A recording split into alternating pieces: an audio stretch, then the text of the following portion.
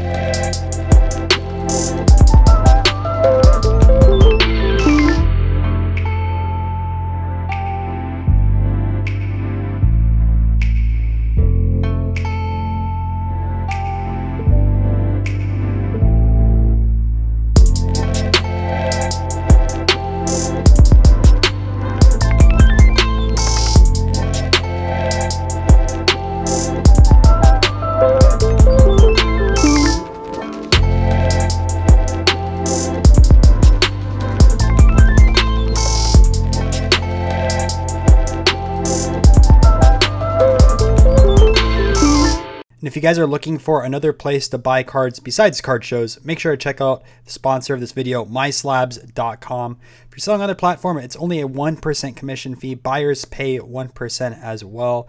There's tons of inventory available from all the way from pre-war to modern cards of today. Make sure to go to myslabs.com. First deal done here in Rhode Island. I just got this bulk lot for $10.75. A few cards I've been looking for a while. Really cool stuff for card shows you don't see every day. Check it out.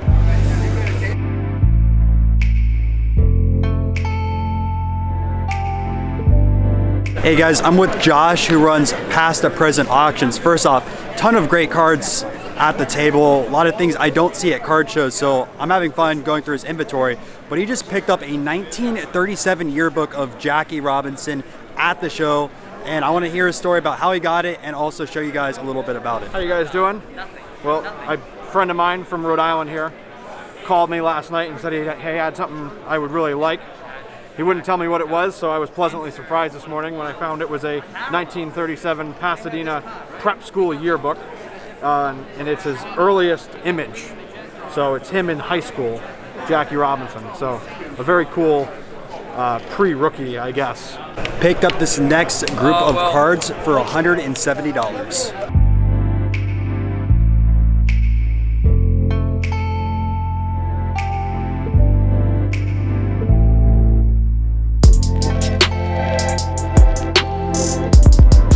I'm here with Howard. He runs a few of my favorite things. Howard, what has been moving the most at the show vintage-wise? At this show, I've gotten a lot of requests for Wayne Gretzky rookies. I sold the one that I had. I actually, ironically, sold another one right before this show, so the Gretzky rookies seem to be really hot.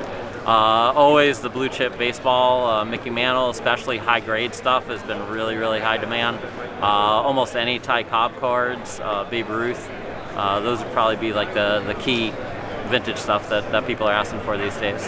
A lot of Brady's and a lot of the, the Burrows, and then I've been selling a lot of singles of the Marvels. So been trying to introduce Marvels to the East Coast, audience here, but a lot of people still not, introduced to that niche. But I'm trying my best to see if I can introduce Marvel to the masses here in the East Coast. So.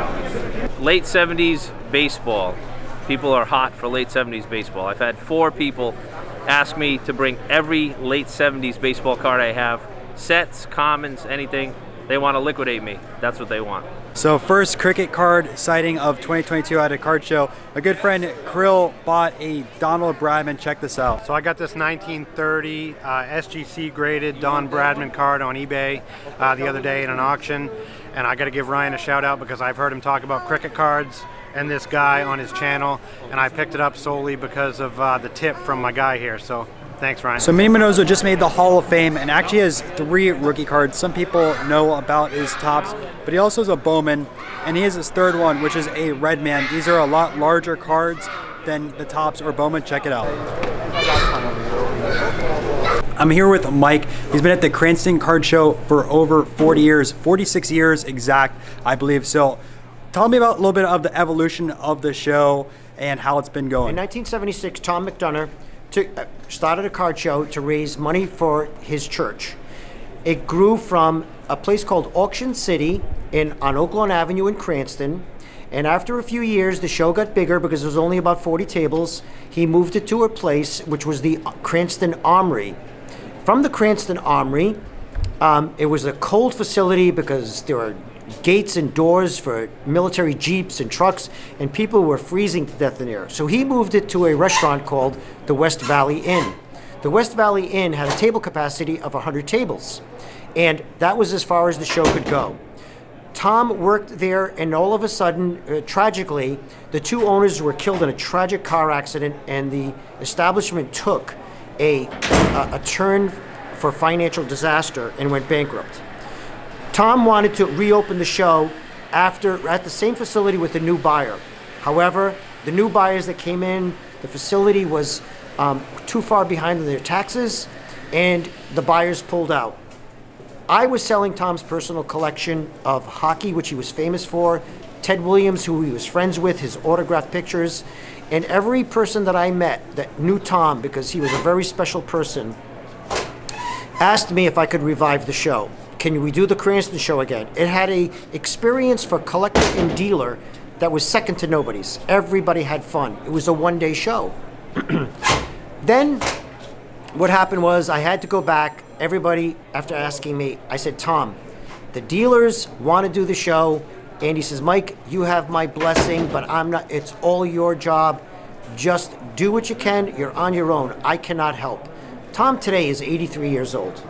And so I have to, when I inherited the show 3 years ago, there were 70 dealers, and within the first couple of hours, dealers sold their tables out. It was such a spectacular return. The following year after, we gained another 30 tables at 100. Then today we're at 130. I turned away 20 dealers because we don't have enough staff right now.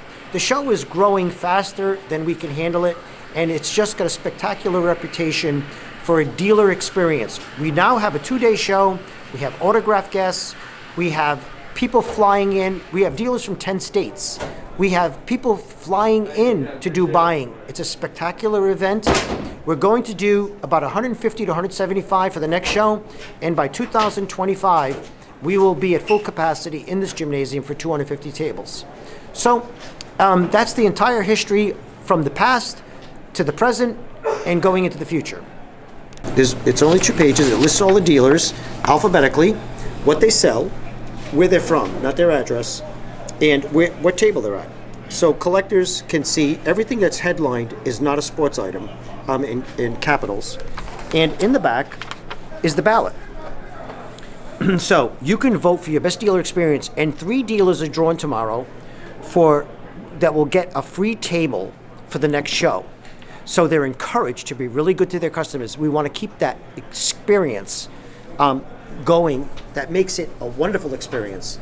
We don't want any dealers telling a customer can be pretty irritating, anything bad. So this is to encourage dealers to get the free table. And we had, so no dealer can win twice if their name is born. So when they leave, they drop off their ballots here, and I keep announcing, please vote for the best dealer experience.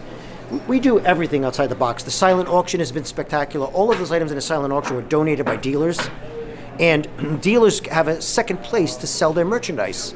And we pay them soon as the show is over, when the winners come in, and that's the silent auction. We were supposed to have a card pitching contest, but I ran out of life and out of time. So the card pitching contest is going to probably go on next time. if my boss here allows me to do it. But there's nothing better than having a card pitching contest, and for sure, if I have time, I want to sign up for it. So we're trying to think of being the first on anything that we do, and I spend so much time thinking and thinking and thinking, what can I do that no other show is doing, so collectors will want to come. We had phone calls all over the country of people asking me about the show because they wanted to fly in, do buying. And that's what we want to do, and we want our deal is to be successful as well as the collector having a wonderful experience. Almost 4:15, just finished up at the Cranston show. I have to say this has been one of my favorite shows that I've ever been to. Just so much vintage here, pre-war, even 1800 stuff, the type of cards that I collect, both baseball, miscellaneous sports like boxing, and there was also non-sports. I just had a blast here. On top of that, there was some modern cards as well. I'd probably say about the show is 25% modern, 75% vintage. I missed out earlier in the show, but apparently as soon as the doors opened, the dealers were flooded and so many cards were flying out. So unfortunately I missed the early inventory here, but still I had such a great show. I mean, you can't complain when you get a Jack Johnson rookie card.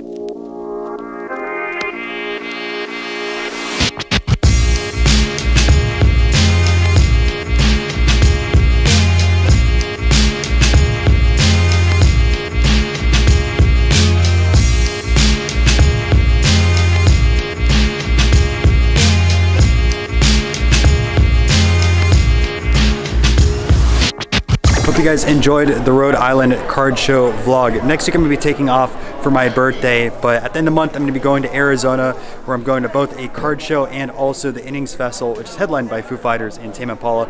Maybe a spring training game if baseball can come to an agreement.